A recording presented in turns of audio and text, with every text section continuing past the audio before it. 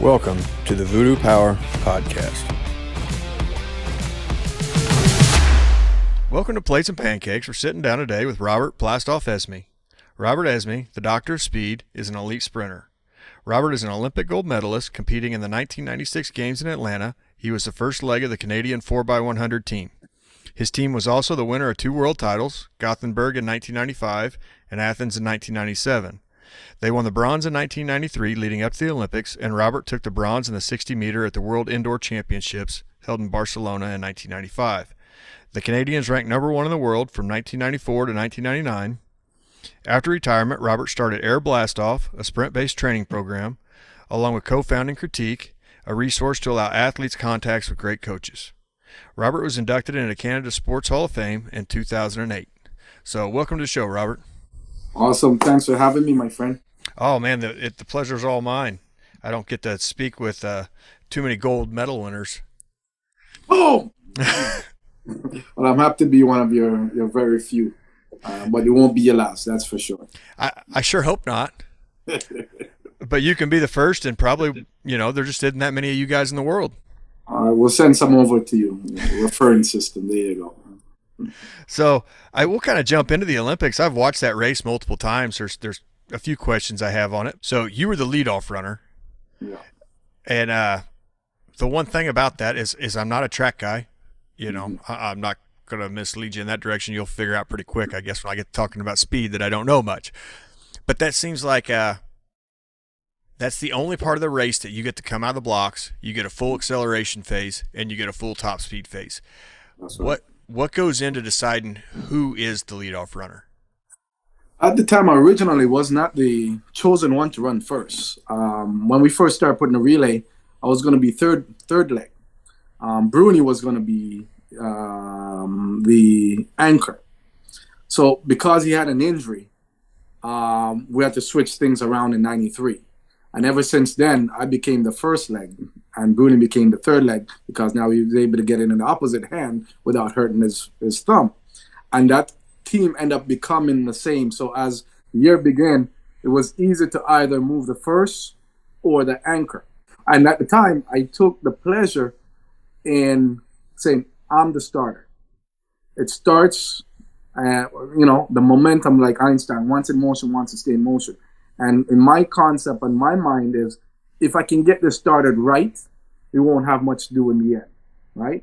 Even if I'm not the fastest, the way I execute and plan out and run the corner like a straightaway, move the baton in a certain manner, deliver it in a certain manner, I can save those times, right? Then your average runners out there running relay. I'm thinking, how can I save time? The stick save time, the verbal that I use save time, the way I run the corner save time, because I try to run it like a straightaway. So if you think of the quickest way to your destination is a straight line, I have to tack the corner just like that.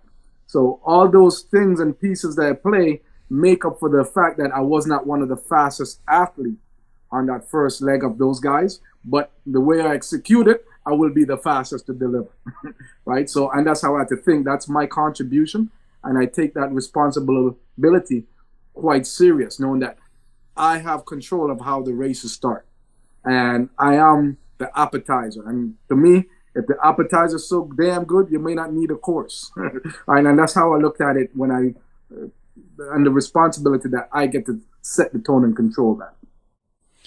Going back and watching the race, they talk about Usain Bolt's acceleration phase and how long it is, but watching yours, I mean, it looked to me like your acceleration phase was just incredibly long before. I mean, it looked like you hit top speed almost about the time you were handing off the baton. Is that something you worked on, or am I seeing it wrong? No, definitely you have to do some curve sprinting. In my mindset at the time, I always like to attack the first 50 meter like I'm running a 50 meter straight. I am one of the world's fastest from 0 to 50, by the way. I still own records out there, right? So when I leave the blocks, I have to come out like a rocket. And I try to control the first 50 to throw people off the game. Whatever game plan that I have, hey, I'm just applying pressure on you right now. So how are you going to respond to it? But if you plan out the whole relay in Atlanta, I actually ran 123 meters. I ran the longest leg of the whole relay. So when the guy running 8 something, he's only running 80 meters, right? So by the time I leave an exchange and the exchange zone and handoff, it's 120. So considering I run about 123 meters I think my time was like 10:26 or 10:31. That's pretty darn impressive for 120 meters when you do up the math. But a lot of the non-track and field won't realize at the time, the first leg is most of the time it's the longest, or the second leg depends on where you get it and where you receive it. So based on the talent and what we have, we try to adjust the relay based on the abilities, who's the fastest, try to give them as long as you can. All that stuff plays a factor in how fast we run a relay. You touched on it there a minute ago, and I had some questions on that too. The handoff, the baton carry, you talked about how you call it out. Yeah. There's a lot more science that goes into the handoff than what a person might think. That's right. I heard you break down the math in a video here a while back, and I just thought that was super intriguing. How did you decide what the most efficient way to have a handoff would be? Oh, excellent. So most of the time when you're running like this, right? Mostly like the palm to the ground, like a cheetah, right? What happened is when the palm is down, the elbows go back first on the way you drive back. So the whole concept is I don't want to change my adjustment of giving the baton, right? So if I'm running this position, it's easy for me to extend my elbow and hand it in. So if I have to adjust my hands and go down, that means my eyes will adjust. That means my speed is going to adjust. And then that becomes high risk. So all those little things and I'm thinking of. Same with the baton. If I'm holding the baton's about 12 inches. So if I hold the first 3, I try when I give the baton, I give the last 3. So that saves you 6 inches, which is when you add that up over time, you can win or lose a race by that much. So if I figured if I hand it out there, he will pass it off to the next person doing the same thing. So it becomes that rhythm and that behavior. And then the word, when you think of stick, that's 5 letters, right? When you say hi, that's 2 letters. If you say it out loud a few times, you can actually feel the diaphragm changes. And most of the people, I said, the most idiots on the track, they're going to say stick because that's what they've learned growing up in school. So they're not going to change anything, right? Now I want to differentiate my vocal cords and my words than my other 7 competitors. So if I say hi, it's different. It's easier on my diaphragm when I say hi. It's easier for the word to translate from my mouth to the next person to hear it than everybody saying stick. And then I'm not losing that what we call it communication and translation to the crowd. So all those things, I'm going to save time, efficiency, and rhythm. So all that thing as a starter, like a bobsled, the driver, right? They got to do the homework, the quarterback. I felt like I am the quarterback. I am the driver. I have to think outside the box to be able to contribute and execute to help the team. Earlier in the Olympics, you guys struggled a little bit with the handoff. What was kind of going on there? Business. Egos, I'm the man, distrust.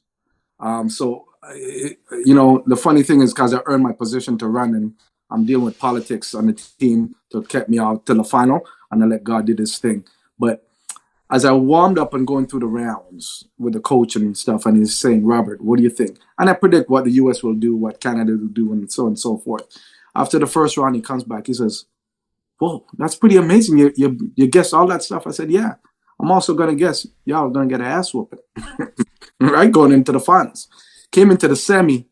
Donovan's feet just about to touch the line. He caught it in midair. If his feet touched down, we would have been disqualified. With that, the rest of the Glenroy and a couple of the guys said, I'm not running the final without Robert. We've been winning. We've been undefeated for 2 years coming in. If we don't use Robert, we ain't going to get a medal. 2 out of 3 of us voted. One got outvoted, right? Power is a Democrat. So we got outvoted. So I came in for the finals, and then I heard Carlton got hurt from what I hear. But decisions were made before then. And at the end of the day, I had a dream to get my gold medal. I just didn't know what event. I thought it was going to be the 100. But I was there for a purpose, right? I was there to win the gold. Yes, I know it's very difficult for me to say win a gold when I'm dealing with other personalities and stuff. But I felt we had the best team, chemistry-wise, not on paper, but I felt we had the best team chemistry. rhythm, and we had something to prove and do. And if we do our job perfectly and execute perfectly individually, it will come together as a perfect soup and a perfect storm. And I were able to create that in a magical, beautiful place as Atlanta. I love it. Like ATL, baby. I love you, baby. Right? So yeah, in a beautiful place. And yes, I didn't want to do it in American soil. My brothers and a couple of my peeps are there in America. But you got to do what you got to do when you got to do what you got to do, baby. Now, with all the side stuff going on that you just alluded to, sponsors, agents, all the stuff that went into the decisions that were made prior to the final race, how were you able to recenter yourself mentally and be prepared to do what you did? I believe in faith. It doesn't matter what your faith is. Sometimes when we're going through certain things, I've always felt faith is the guiding path. It allows peace and calmness within a storm. Because I had that and a great foundation, great upbringing, it allowed me to stay grounded, but knowing when I can flip on and go entertainment wise. So my ability to do both and understand the value of everything at an early age allowed me to be in the position I am and then prepare myself. Like my first race, I think I was in grade 9 when I raced some of the world's greatest Carl Lewis. Like these guys beat me by 50 meters. They literally like spanked me. I went home, cry about it. Back then we didn't have Uber. I'd take a taxi, got my butt whipping. 4 years later, I closed the gap. So those type of experience that I had early age prepare me for situations like this that I was never scared. I know the magnitude, I know what the opportunity, I know what present and how I can maximize each. I know what sponsors want. I know everything about it. So I was prepared for every aspect of it, including potential failure if need to. Right? But that was not an option. But it's there on the back burner how to regroup and regrow. But I'm very blessed that everything worked out. But the faith piece is one of my main anchor foundation. And I still use that throughout the rest of my life. It's very great to have in your back pocket to fall back on when you need it like that. I said, who God bless, no man curse. Just like that. All right, and that's why I think they're scared of me too, because the voodoo stuff. I'm like, hey, I got Jesus. I don't know who you got to the party, but hell or Satan, Jesus, I'm a roll with Jesus. Probably come out on top in that deal. Hey, can't go wrong, my brother. So, well, another contributing factor that could have thrown you off your mental game or kept you out of the Olympics was you coached yourself through the games. Yeah. How were you able to do that? It was a tough challenge leading into a year before the Olympics. As a young man, losing my father and everything, my mentor, my coach was my mentor, my coach / my manager. As we got busier and more sponsors coming on board before the Olympics, he became more of a manager, less of a coach. And with that, I don't think I would have been prepared or be ready for the Olympics if I hadn't stayed on board. So with my advisement of my lawyer at the time, yes, I had a lawyer back then, and my trusted people around me, it was time to let him go.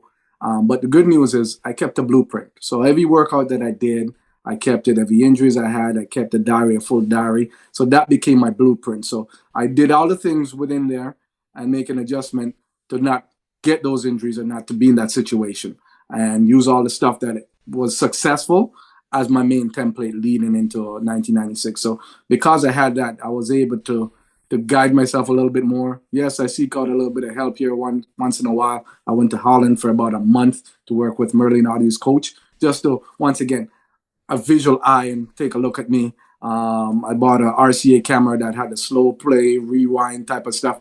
Bought one of those to help with me to see what my training and stuff, because once again, seeing is believing, right? And you're working with the coach and he tell you something, I'm like, yeah, but you're not doing it. Yes, I'm doing it. Right now, it gives me an eye to view it because I'm a visual type of a learner. Right? I need to see things to understand and say, yeah, good. Now I can go make the correction. Right?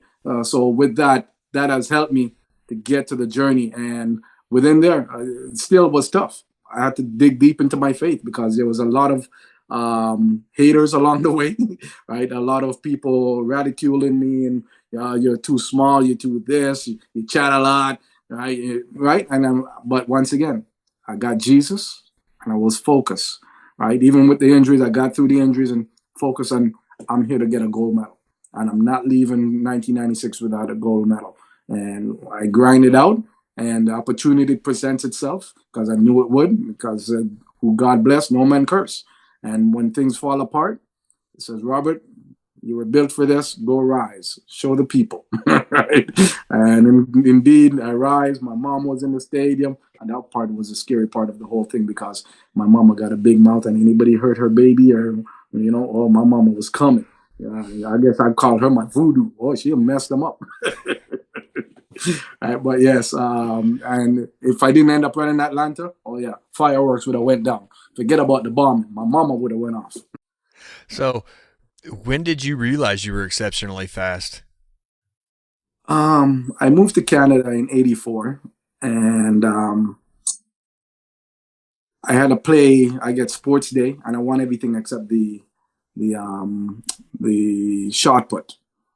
And they had the World Juniors at '88 in Sudbury. Andre Cason showed up. He won it, I think, with 10:08, just blistering the place. And I'm like, yeah. And then I watched the Ben Johnson versus Carl Lewis in Seoul '88. And after that, I'm like, yeah, I want to become one of the world's fastest sprinter. And I back then, that's when I feel I had some raw talent. But if you ask my family, they're like, no, this kid had talent coming out of the belly. He was the quickest delivery. He's jumping on things in Jamaica, vehicles running back and forth. Right? He's chasing chickens and goats and catching them up. His agility with footwork was on point. So every time I go to Jamaica, I'm getting these stories. Eh? Robert, did you know you used to do this? Oh, I knew you were going to be fast. Yeah, so yes. So, I guess we could go into that a little bit. What was it like as a kid leaving Jamaica and going to Canada? The food's different, the people's different, the weather's different, the culture's different. Everything is all new to you, and you have to find a way to blend in and get through it. My man, I left Jamaica in April because my dad worked at Inco with the mine in Sudbury. And my mom's a nurse, so we came here for a better education. And I remember in April when I landed, it's the first time I see white folks. I'm like, whoa, who are these people? I'm like alien, right? And so like when I go to Europe too, they're touching me. They've never seen black guy in certain parts, and they're like, yeah, yeah, I'm real. Yeah, yeah, take a pill, right? So I come, I'm like, who are these people? So and the cold, I'm like, what is this ice? Oh man, I was frozen, man. And don't forget, back then I was skinny. I was. My mom said I would never grow. Back in Jamaica, we call it don't grow. Little people.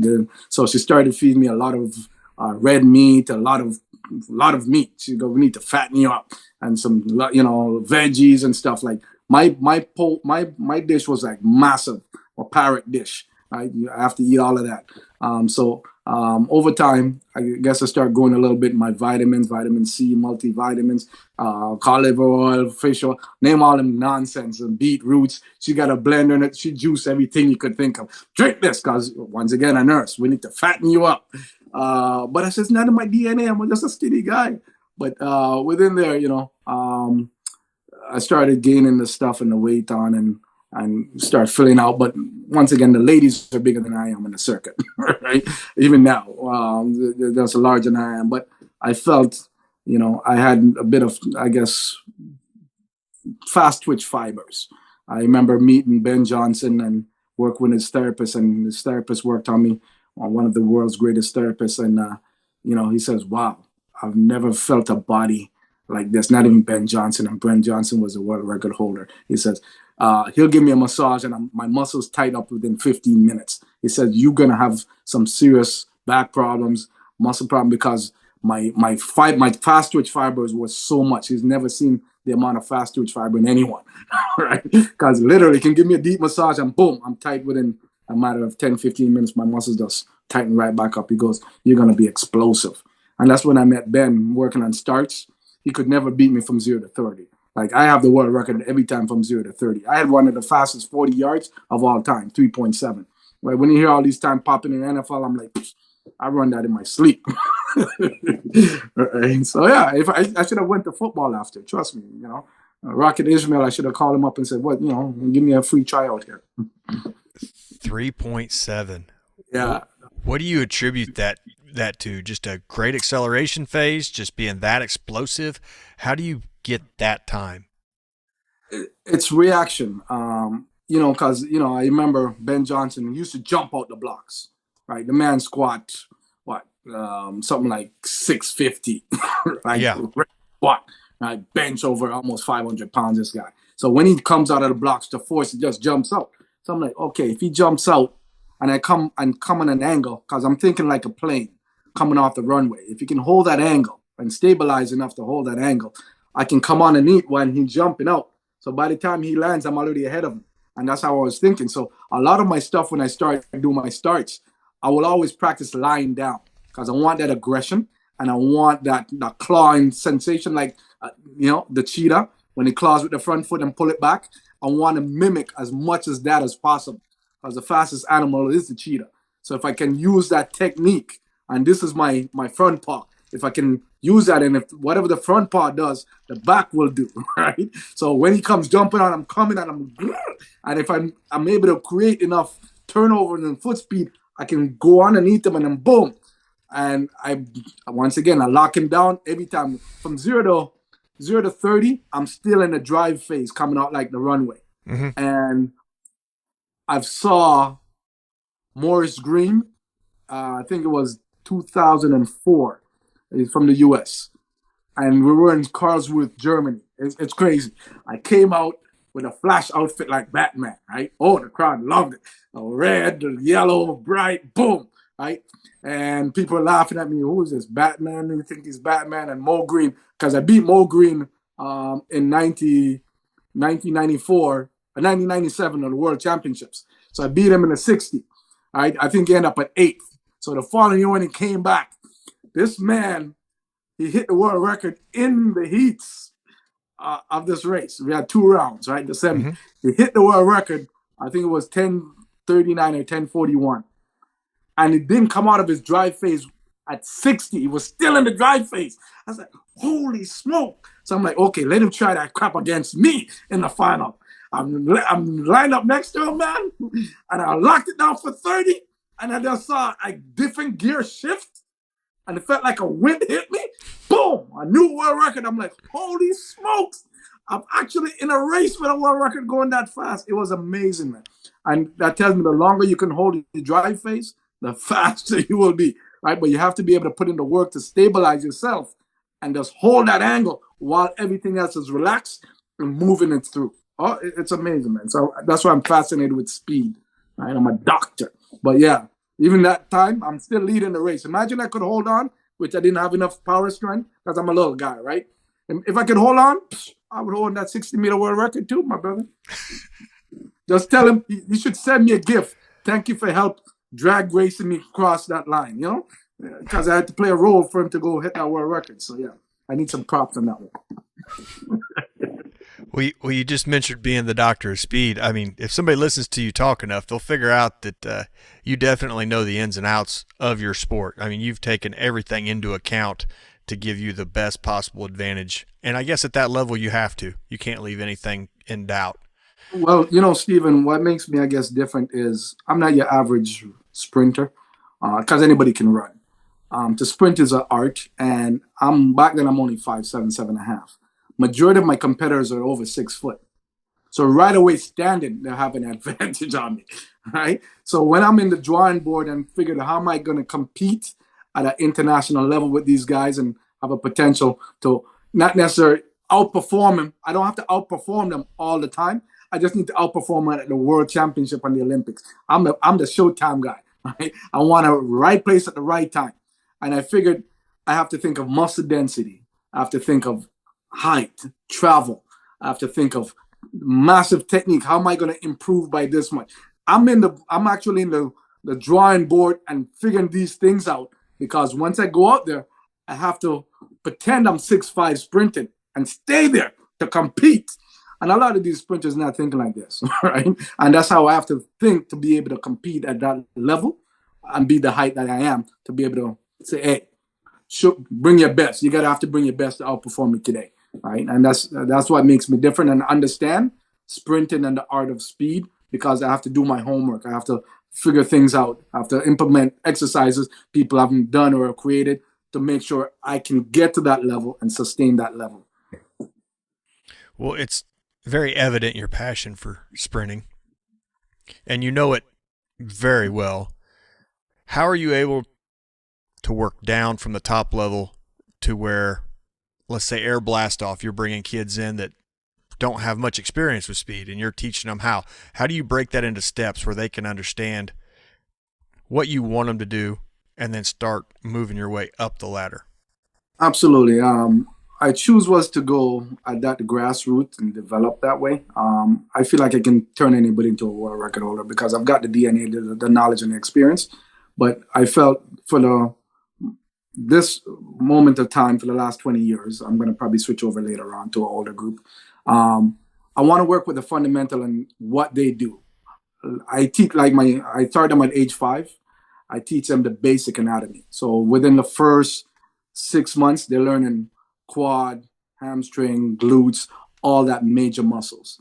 And then from there, I said, okay, what exercise we're using, what muscle group are we using, and how it's going to work. So they're learning the basic fundamental of, I call it Sprint 101. It's like a university course, right? A 4 or 5 year course. If you do it all, there's a chance it could be in the Olympics, right? So, and version 1 is to be able to teach them about the body. I teach them how to walk. I teach them how to jog.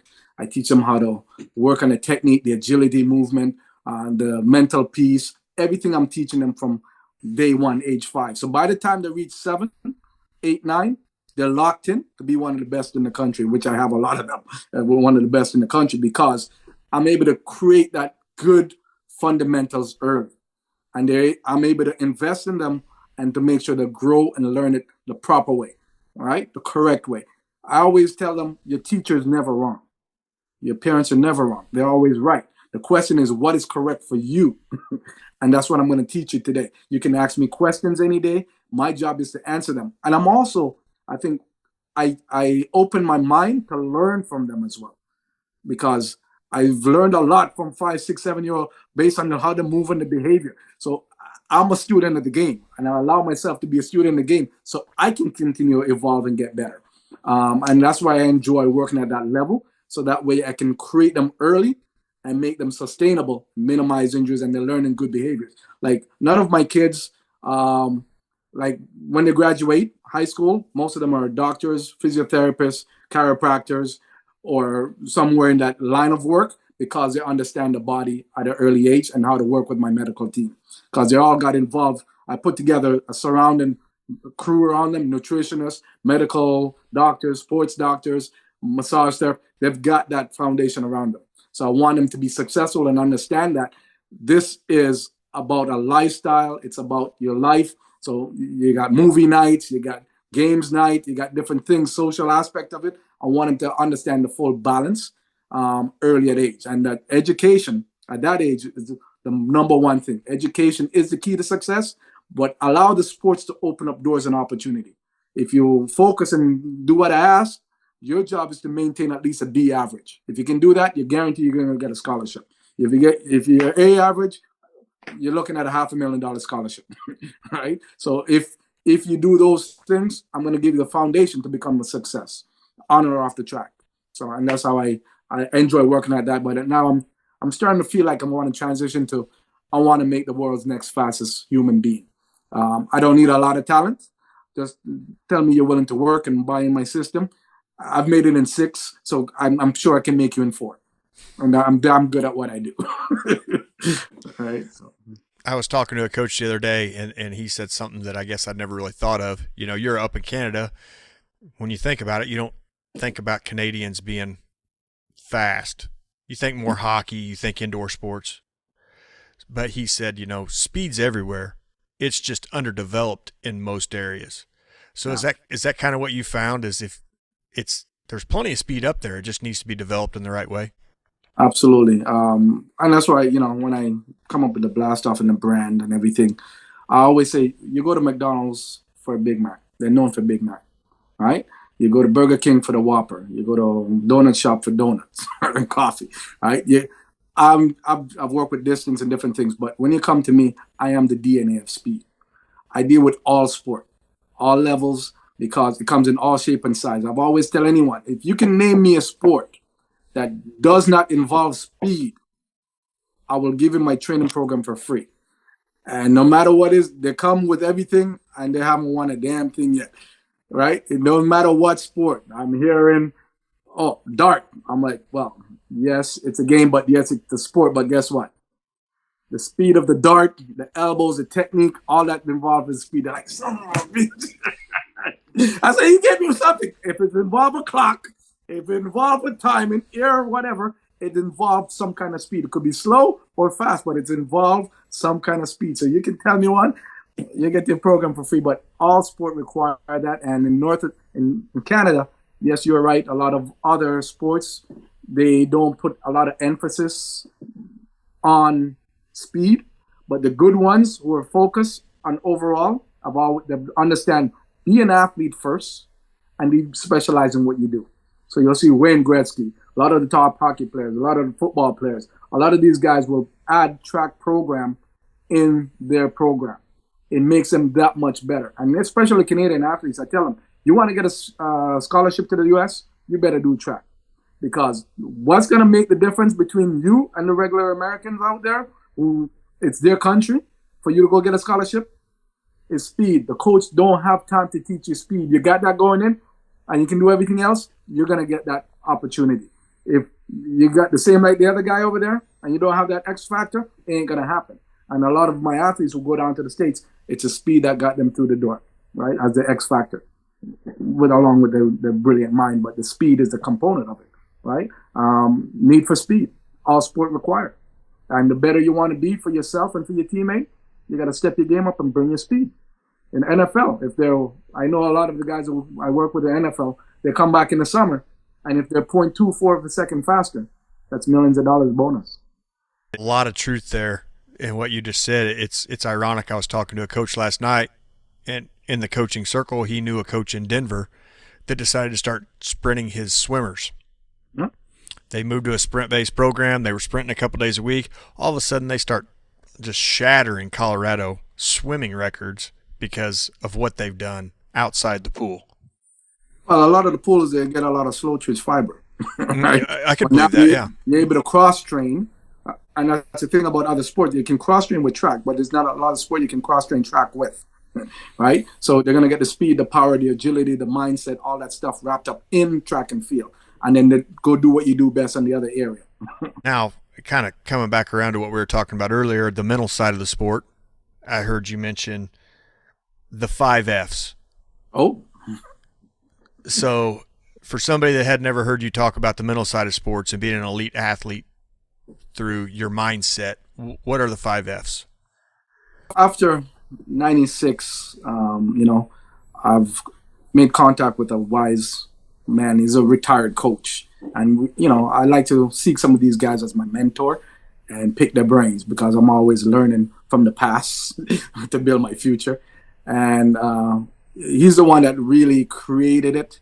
I just use it a lot more because he's low key, and Mr. Brown. And, it says you need faith. The faith allows that foundation and the vision to why you're doing what you need to do. That faith allows you to keep you motivated, to keep you intact. From there, the fear. What is the motivational factor? Why are you doing what you're doing, right? Is it fear of losing? Is it fear of disappointing someone? Is it fear of letting people down? Whatever that is. What is the fear? What is the motivational factor? From there, you need to have favors, right? That means you must be able to open yourself to ask for help. Don't think you know it all, right? Be willing to shed some skins and open up and be vulnerable and ask for help. Don't be too proud. Once you're able to do that, it could be word of encouragement, could be you need a sponsor, it could be somebody dropping off some groceries. You need to ask for favors to help along the way, or open up some doors and opportunity. The next one is focus. Once you get those 3, you need to now be focused on the task at hand to accomplish what you need to do. If you're not focused, some people get into this area which you never want to get to, and that's called the frustration. Injuries, you didn't do your part, you didn't stretch, you didn't drink your water you need to do because you weren't focused. All right, when you get there, what happens? Oh, Lord Jesus Christ, I need some help. guess what? You need to go back to your faith. So the frustration may cause some injuries, different things. To say, stop. You're moving away from being your main target. I'm gonna do something to you to humble you a little bit, to redirect you back to where we need to go when you came to me with that plan, right? And that's how we came up with the 5F: faith, fear, favor, focus, and frustration. And we try not to get to frustration. So. Yeah, I did some research and watched quite a few of your videos, and man, you have some just great stuff out there that if people take the time to listen to and watch, there's a lot of information that you've given away. Yeah, for free. Can you believe that? Yeah. So we talked about the mindset of an elite athlete. What are the attributes of an elite athlete? Well, they all have different. When you're thinking of performance and winning, you've got different athletes who win at all costs. You're gonna have some who, they'll, they'll wreck everything on the way up. The top ever. And then you have some who willing to wait to the process and time. For me, I like to feel like faith is going to be a foundation. It's going to be a very important one. Be true to yourself, knowing that when you look in the mirror, you can go to bed at night and feel like I've given everything. You got to put the work in. You have to be dedicated, passionate, and the passion will grow. Sometimes it doesn't. You don't have to be passionate about it right now. Over time, as you get better, it will grow. And be open for constructive feedback. We do that nonstop through our life, no matter what we do, and put your circle of people around you. 2 is good, 3 is great, 5 is more than enough of your circle. For me, I have a circle of about 5 for like 30 something years now.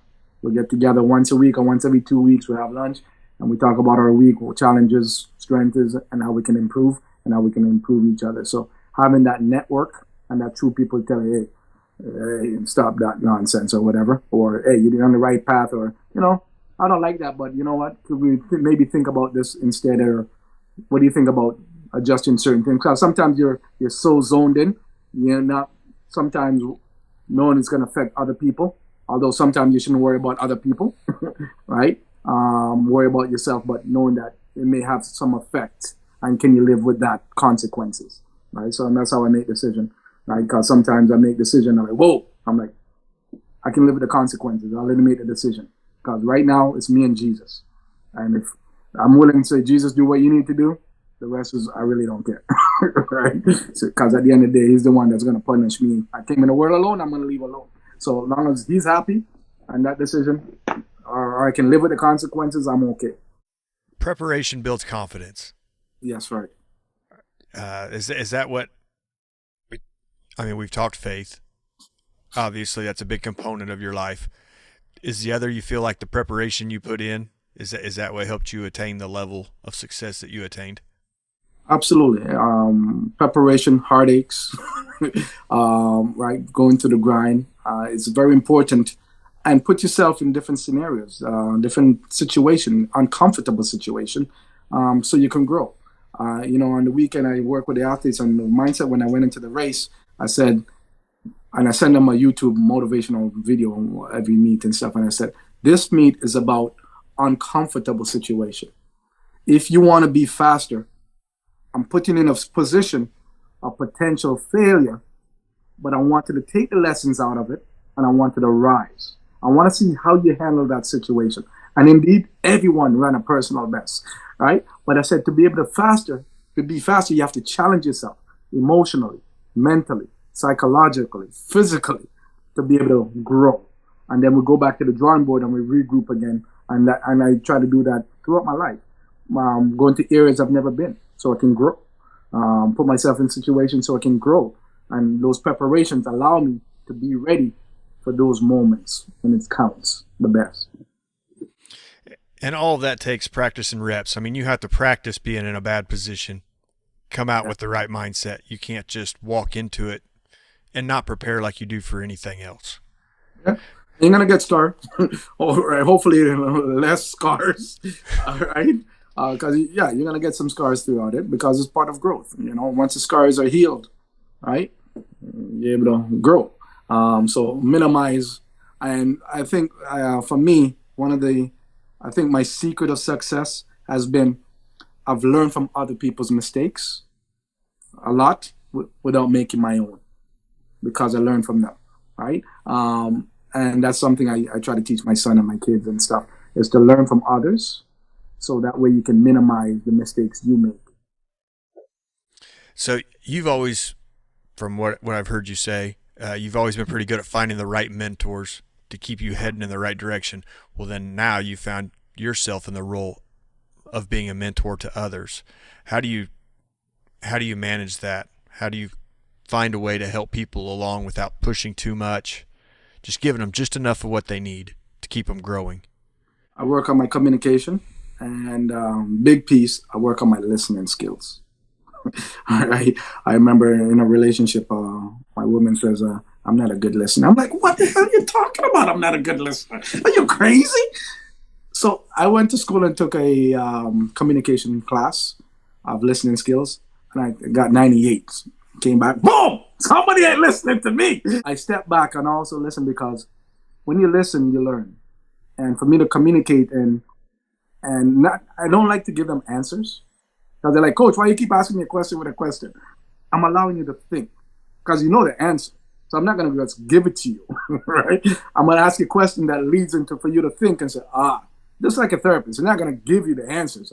So what do you think you should? Or what do you? I got it. Yeah. So that's how I like to help and educate and help others and mentor them. And perfect example is, I wanted to change the world and how people learn. And that's why we created Critiq, is to be able to change the world and accelerate and speed up other methods of learning because people learn at different rate. People are visual learner, people are analytical, different ways they learn. And I wanted to create a space where that can complement all aspect of it and could be a teaser or the last piece that you need to turn into a success. I'd been taking this kind of that direction to where we could get around and talk about Critiq. Now you've really done something with this. You've managed to get very high level coaches to buy into your idea and join your platform so that people can send in their videos of whatever it is that they're passionate about, that they need a little bit of help, and then they can get feedback from somebody that really understands what needs to happen. How much work went into getting people to come on board and understand how important this was? I'm not a superstar big name. So I spent hours and hours. When we started the whole idea, one of the co-partner, Bernie, he says, I've been in the photography world. I've been, shooting a lot of the NHL weddings and celebrities. And he used to go to Vegas, and his mentor, he spent $500 to get 30 seconds feedback from him. But that stayed with him. And I said, here, I do this all the time. Can you add this? And he's like, yeah, we can bill it. So I showed him because I work with his son, and we start billing the app out. So the video, and that opened up a whole bunch of sports. And then the pandemic hit. And I'm like, there's so many wonderful brains sitting at home right now. I'd like to tap into that. There's people at home want to go in the driveway and do different things with the lockdown, can't do too much, but they still can go shoot a little basketball in the driveway and do different things. How can we help these guys, right? And out of the pandemic, people want to work on resin. How can we help and interrupt and disrupt sort of the learning process? And we get together and say, we've got something here, right? So it's sort of, people call it masterclass meet cameo, but I said the young generation, they learn differently. Right? They want things now, they want it in, and they want it out. Right? So I started reaching out to I think it was 10 of my friends that, ex-athletes and stuff, and I said, here's a concept. We're working on it. We don't have any prototype, nothing yet. What do you think? Within the first 3 minutes, they're like, this is brilliant. I'm in. So I went on one of those, I forgot where they give pitches. I'm trying to remember what the app is. So I went in there, and I was scared. I don't know. These guys are CEOs, multimillionaires. Mm-hmm. So I went in to listen, and all of a sudden, I press my hand up and they invite me to the room. I said, "You have an idea?" I said, "Yeah, I have a brilliant idea." Right. So now I have to play the role now like I'm an expert, right? So I said, "Yeah, people learning out there, YouTube, different things, but I think what is missing that we create is a personalized feedback, like a coach next to you and helping you. But I want someone that is credible. They have to be doing like a business. They have to be passionate about it. But also, those experts don't have time. So I want something that's going to be in, out, and the users in today's generation, they want the information now. So I explained a little bit about Critiq. I'm like, whoa, this is brilliant. Right? And then we start developing the whole app and put it together. And it's one of the most beautiful things. If I should die tomorrow, I'm very blessed that I'm able to help create something like this that's going to change and revolutionize the world over the next 5 to 10 years. Right now, we're about to go global with it, advertisement wise, because we just finished all the tests and everything. And just to see people coming back repeatedly for even one coach and say, "How am I doing now? How am I doing now?" I wish I had this growing up. If I had this, I'm sorry, Mo Green, I would have held that world record too. Right? And we tested it in so many different categories. A lot of people learning how to do podcasts. They don't know what to do. They want to pick experts who've done the hard work, who've got the bruises, and say, "Hey, I don't want to make these mistakes and these bruises. Can you help me look at this?" People are building apps. Same thing. They can come to the site. Resume, a guy who reached out to me, he says, "I lost my job again." I'm like, "What's going on?" I said, "When's the last time you done a resume?" He sent it over and said, "I'm not an expert. Doesn't look good." I said, "Upload it to Critiq to one of these guys and see what happens." The person went in, says, "Change this up, clean this up, boom, and mark it up." Send it back to within 4 days later. This man had, within a week, after that, he fixed it. He had 6 job interviews. He says, "I haven't had a job interview in over a year." He had 6. A week later, he signed a 6-figure deal with out of his 2 offers. I was like, "Wow, that's amazing." Right? So then I started knocking on CEO doors because pitch, a lot of people want to give their ideas, pitch decks, so we can do PDF, graphic design, ads, all that stuff that you can do now, music, any industry, audio, video, or anything we can do. So now we've got over 250 experts all over the world. I'm talking to people from India, Spain, Italy, whatever languages, and getting an expert all over the globe to help people. That's, when we first kind of connected, trying to figure out if we were able to do the show together and that's when I started looking into Critiq. On the surface, you don't think much about it. It's just a guy trying to, move a product.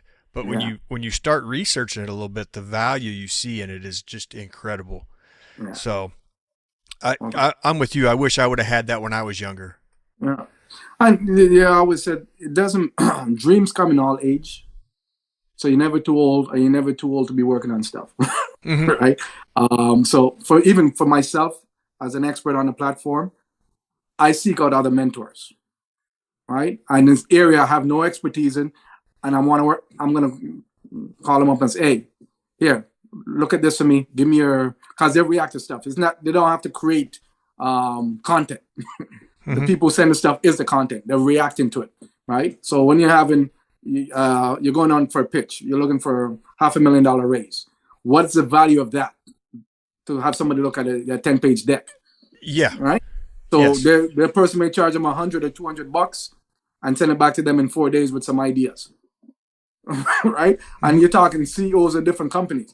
Unheard of. You can't get a hold of them. Just to be able to have that access to that is amazing. Right.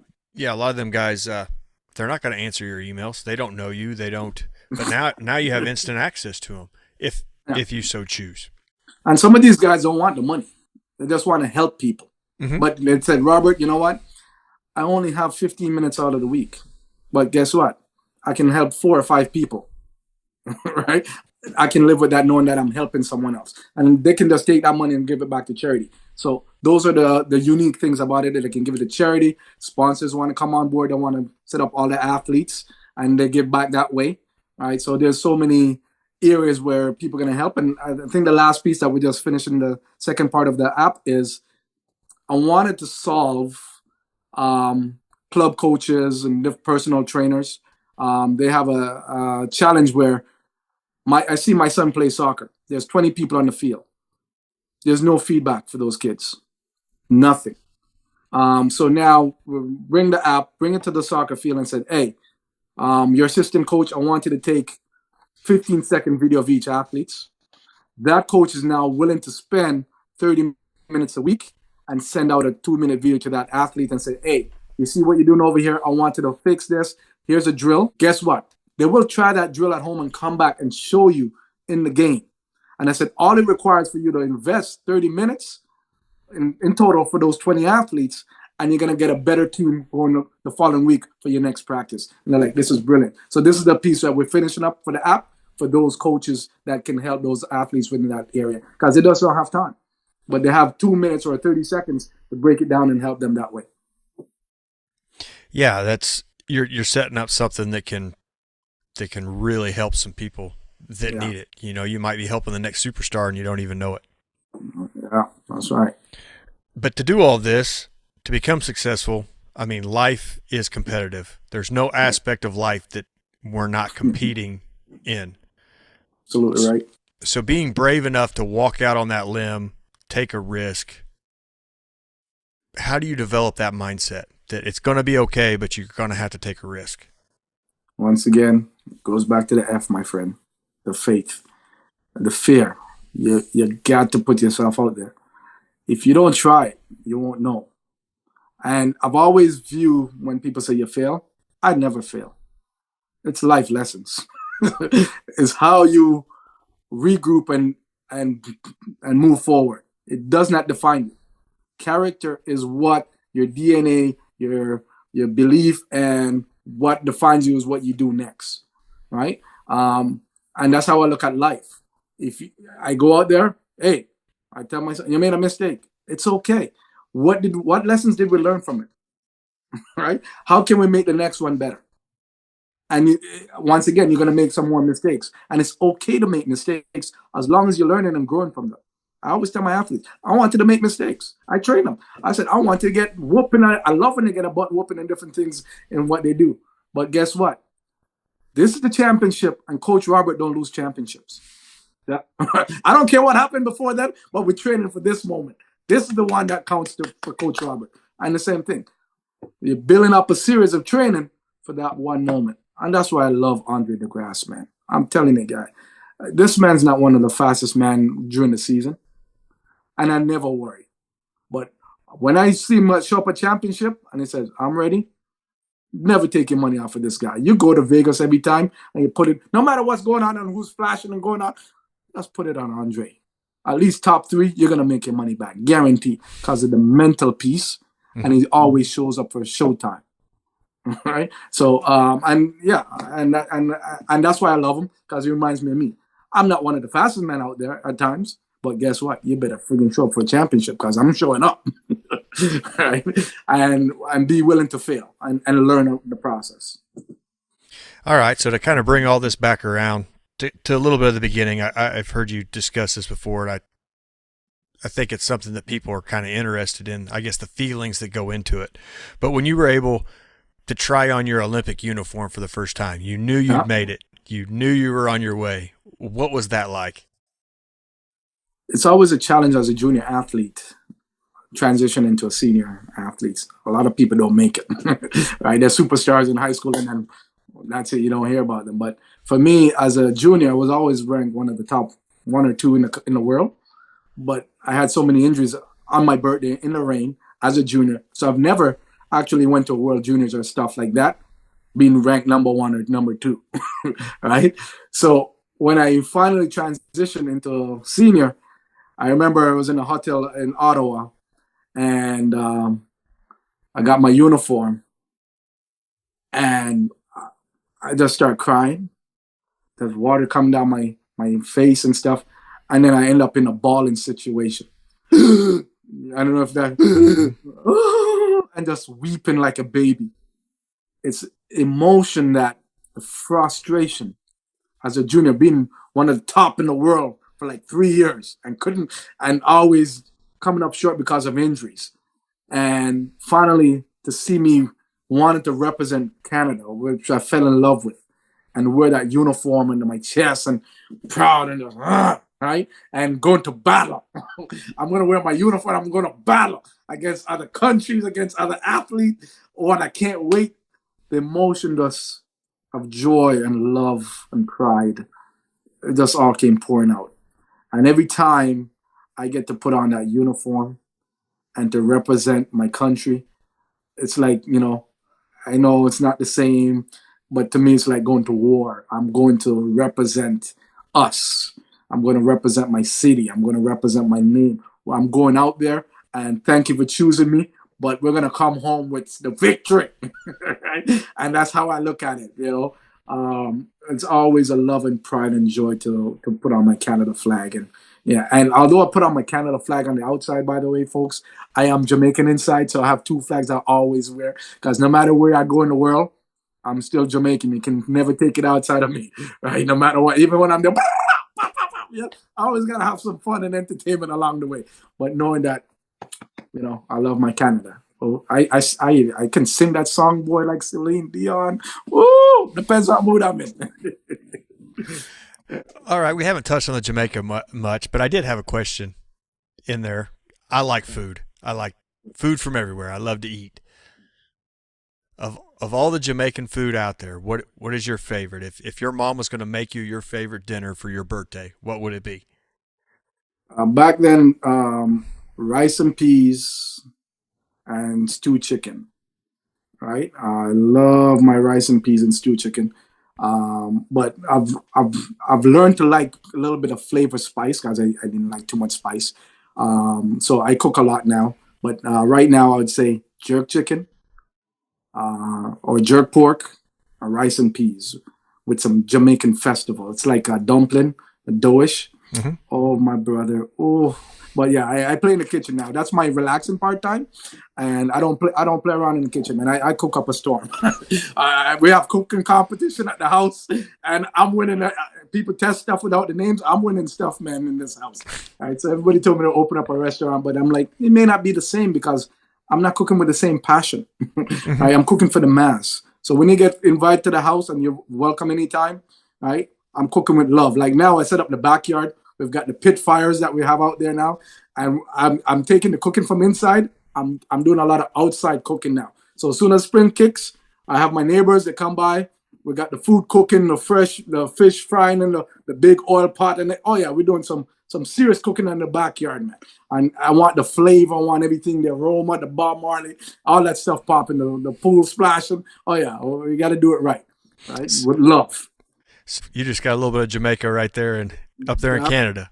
Yeah, man. No matter where I go, man. I remember I was in Barcelona at the World Championships, and I went in the lobby, and it was like dead. They were trying to vibe, so there was a little DJ. So I don't drink, but I brought the DJ a box of beer. I said, "Hold this," and I always bring my stuff with me. Plug in. All of a sudden, I had 1,500 people in the lobby just losing their mind in the Hotel Barcelona, man.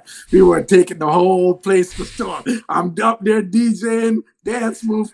I guess it's like bold, right? Like at World Championship, they're like, where's DJ Blastoff? Because they know me as DJ. I take over place, man. Because I believe in energy, that you have to have a good time. And I'm a people's people and I'm an energy person. So I like to always make sure everybody's having a good time. And yes, I always DJ for the ladies. Because if the ladies are happy, the fellas are happy. Remember that. All you DJs out there, DJ from themselves? No.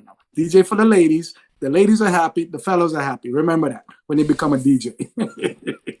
But yes, you got to have some fun. Life is too short. Well, I just talking to you just here for a little bit, you can tell wherever you show up, you're going to be the life of the party, I'm sure. Thank you. Watch out for my Instagram. I like to go live with my basement bash. Boom, boom, boom, banging on the furnace like Sean Paul. So what is your Instagram? Speed Doctor 96, baby. There you go. Simple. Or Robert Esmie. Yeah. You can follow me anywhere. Critique, log in, learn something. You want to book me for your motivational speaking, I guarantee you, they won't have a speaker like me, baby. I turn the place up, baby. I have everybody up in there turning up. I even bring in the choir from church if I need to. Woo! Yeah. Well, man, I know you lead a busy life, and I appreciate you making some time to come on the show, and I had a wonderful time talking to you. I appreciate you, my friend. And then when I come to your hood, trust me, we're going to have a cookout. And you're more than welcome to Canada anytime. I got your back. You've always got a home here, my friend. Well, thank you very much. You need a vacation, you need escape. You say, hey, Robert, I'm coming up. Just give me 24-hour notice. If I'm not home, I give you the code for my house, and you're good. All right? All right, man. Well, thank you very much. You have a wonderful evening. One love.